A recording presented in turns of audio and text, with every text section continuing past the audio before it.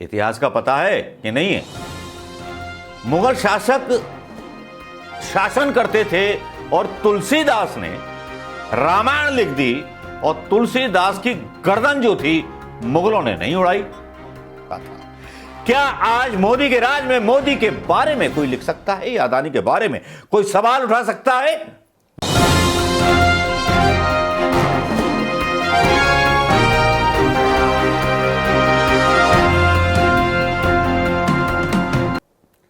दोस्तों, मैं मनोज कुमार शर्मा, आजाद हिंद आवाज न्यूज के लिए और खबर 24 के लिए आपके बीच में एक बार फिर। आपको कल की एक खबर से लगा होगा जिसमें अमित शाह को उसकी हत्या की धमकी दी गई अमृतपाल के द्वारा, जो खालिस्तान समर्थक माना जाता है। जी हां, चिंता का विषय यह है कि हिंदुस्तान में अचानक से यह सब कुछ क्यों होने लगा। सोशल मीडिया पर एक बच्चे की 4 उंगलियां काट दी जाती हैं, लोमहर्षक दृश्य होता है। कानपुर में एक बच्ची को गोली मार दी जाती है बलात्कार के बाद। कई सारी क्रिमिनल्स गतिविधियां यूपी के अंदर और पूरे देश में बढ़ने लगी हैं और लोगों को जिंदा जलाया जाने लगा है। और जिंदा जलाया जाने को लेकर के वीरता की बड़ी बड़ी बातें करके कुछ गौरक्षक मोनू जैसे दावा करते हैं हम हिंदू राष्ट्र लेंगे। अब सवाल यहीं से शुरू होते हैं। अगर हिंदू राष्ट्र की मांग सही है तो फिर खालिस्तान की मांग गलत कैसे हो सकती है? सवाल यह उठता है। जो हिंदू राष्ट्र की मांग कर रहे हैं आजकल, जिसमें बागेश्वर धाम के बाबा का नाम मुख्य है और कई सारे बाबा इसमें जुड़ गए हैं हिंदू राष्ट्र की मांग करते हुए। इन अनपढ़ और कुपढ़ लोगों को यह नहीं पता कि जब हिंदुस्तान का बंटवारा हुआ था तो धार्मिक आधार पर ही हुआ था। पाकिस्तान ने अपना पाकिस्तान मांगा था और यह कहा था कि हिंदू अलग रहेंगे, मुसलमान अलग रहेंगे। तो उसी दिन यह हिंदुस्तान हिंदू राष्ट्र बन चुका था। राष्ट्र वीर सावरकर का और संघियों का नहीं था, यह हिंदू राष्ट्र था संविधान का। यह हिंदू राष्ट्र था जो दलितों को उसके अधिकार देता था। यह राष्ट्र था संविधान का राष्ट्र, जिसे बाबा अंबेडकर ने ताकत दी थी, जिसमें सांस फूकी थी, जिसको जिंदा जगाया था। यह वो राष्ट्र था, हिंदू राष्ट्र, हिंदुस्तान, भारत। भारत वो जिसके नाम पे भारत का नाम पड़ा। शायद इतना ज्ञान और इतिहास ना तो संघियों को पता है ना किसी को पता है। जिन्ना ने अपने इस्लाम के नाम पर बनाया था पाकिस्तान, आज उसकी क्या हालत हो रही है? महंगाई के मारे रोज प्रोग्राम चलाने पड़ रहे हैं और उसमें एक चिपका दिया जाता है आइडिया कि मोदी ने पाकिस्तान की हालत खराब कर दी। वाह, अगर मोदी की वजह से हालत इतनी खराब हो गई तो अदानी को बचा लेते। अदानी की तो 12 वजह पड़ी है। अरे सुप्रीम कोर्ट का भैया फैसला आ गया कि अदानी के ऊपर खबर चलाने से मीडिया को कोई नहीं रोकेगा। कितनी बुरी हालत हो गई है। अनपढ़ लोग, अनपढ़ बातें, यही चलता रहता है। लेकिन सोचिए, जब हिंदू राष्ट्र की मांग उठती है तब खालिस्तान की मांग क्यों ना उठे पंजाब में? यह हिंदू राष्ट्र का जो बवाल काटा गया चैनलों के द्वारा, सुदर्शन चैनल और पता नहीं कितने चैनल इसके जिम्मेवार हैं, जिन्होंने ऐसे ऐसे गेरुए वस्त्रधारी हिंदू आक्रांताओं को लाकर के रख दिया, जिनके इंटरव्यू लेकर के उनको महत्वपूर्ण बना दिया, जिन्होंने सीधे सीधे ये बोलना शुरू कर दिया कि स्वामी प्रसाद मौर्य का सर काट दो। क्या वो हिंदू नहीं है?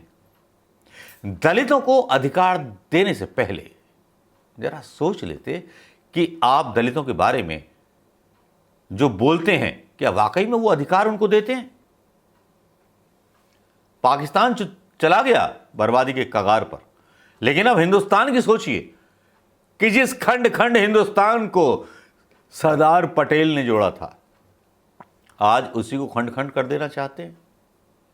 पाकिस्तान पर दिखाते हैं और पाकिस्तान का डर दिखाते हैं। लेकिन भाई, हिंदुस्तान में रहने वाले मुसलमान भी तो बाई चॉइस हिंदुस्तान में रहे थे, और जो लोग फॉरेन में नौकरी करते हैं, वहां से कमा के लाते हैं, तो हिंदुस्तान में ही तो पैसा खर्च करते हैं। कहीं पाकिस्तान में जाकर के तो मकान नहीं बनाते। अगर बनाते होते तब ये बात बोलते। और कितने हिंदू राष्ट्र हैं ऐसे जहां हिंदू बाहर जाकर के पैसे कमाते हैं और अपने माँ बापों के साथ रहते हैं। सवाल ही उठता है। सिखों के उदाहरण आपको मिल जाएंगे, सिख कनाडा में मिल जाएंगे, सिख हर जगह मिल जाएंगे। वो पैसे कमा के लाते हैं, पंजाब में लगाते हैं। लेकिन यहां जो हिंदू हैं उनको एक ही जिम्मेवारी सौंपी गई है कि बेटा गौ रक्षा करो, गोबर से सर्द हो, डेंगू भगाओ, गोबर का मतलब गाय का पेशाब पियो, स्वस्थ रहो, दवा की जरूरत नहीं है, गौ माता को बचाओ, हत्याएं कर दो, हिंसक बन जाओ। क्या राम ने कभी बोला था, या किसी शास्त्र में ऐसा लिखा हुआ है? क्या रामायण में ऐसा लिखा हुआ है या गीता में ऐसा लिखा हुआ है?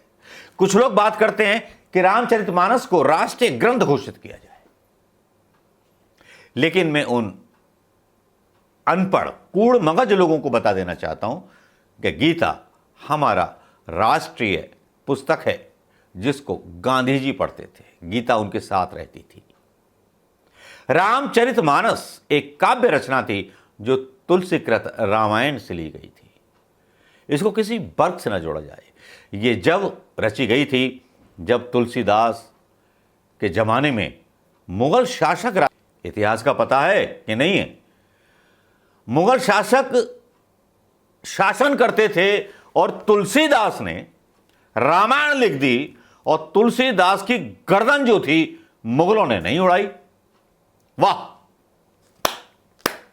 बड़ी विचित्र बात है ना, बहुत विचित्र बात है। और इस पर शोध करेंगे तो पाएंगे जो भारतीय जनता पार्टी और संघ के लोग झूठ बोलते हैं, इतने माहिर हैं झूठ बोलने में कि इनका मुकाबला कोई नहीं कर सकता। मुकाबला केवल इसलिए नहीं कर सकते क्योंकि इनके पास मीडिया है, इनके पास प्रचार तंत्र है, इनके पास व्हाट्सएप यूनिवर्सिटी है, इनके पास सब कुछ है। चलिए ये भी बता देते हैं कि रामचरितमानस का कब हुआ था, किस मुगल काल में हुआ था, और किस मुगल शासक के राज में हुआ था, और किसने कत्ल नहीं किया। कि भैया ये रामचरितमानस लिख रहा है, बाबरी मस्जिद शहीद करवाएगा ये किस दिन? भाजपा जैसे नेता आएंगे और बाबरी मस्जिद को तोड़ देंगे। तो शायद इन संघियों को ना पता होगा, आज बता देता हूं। अकबर शासन के दौरान 1574 ईस्वी में अयोध्या में रामचरितमानस लिखना शुरू किया। कविता की सटीक तिथि को चैत्र महीने के 9वें दिन के रूप में बताया गया है, और वही राम जी का जन्मदिन है, और 1633 में इसको पूरा किया गया। क्या भक्तों पता है कि एक मुगल शासक के शासनकाल में रामचरितमानस को तुलसीदास ने लिखा था। क्या आज मोदी के राज में मोदी के बारे में कोई लिख सकता है, या अदानी के बारे में कोई सवाल उठा सकता है? हिंदू हो के इतनी नफरतें फैला दी। मेरी समझ में नहीं आता कि हिंदू राष्ट्र की आप बात कर रहे हो, मुगलों के शासनकाल में अर्थव्यवस्था कितनी अच्छी थी। अब बोलोगे साले मुसलमान के खून से पैदा हुआ है। अबे मुसलमान के खून से पैदा नहीं हुए। इतिहास पढ़ो कि कितनी आजादी थी अकबर के राज में, कि एक तुलसीदास रामचरितमानस और विनय पत्रिका जैसी रचनाओं को कर सकता था। सूरदास जैसा व्यक्ति कृष्ण के बारे में लिख सकता था। तब के साहित्यक और साहित्यक मतलब जो फैलाव था उसको महसूस कीजिए। अगर महसूस हो गया हो भक्तों और आंख खुल गई हो तो याद कर लीजिएगा। नमस्कार, जय हिंद। वैसे आज चांटा तो खूब कर्रा वाला पड़ा होगा, मतलब जो है दमदमा रहे होंगे तो दमदमाओ, खटखटाओ, और जो है चुल्लू भर पानी में डूब के मर जाओ। नमस्कार, जय हिंद दोस्तों।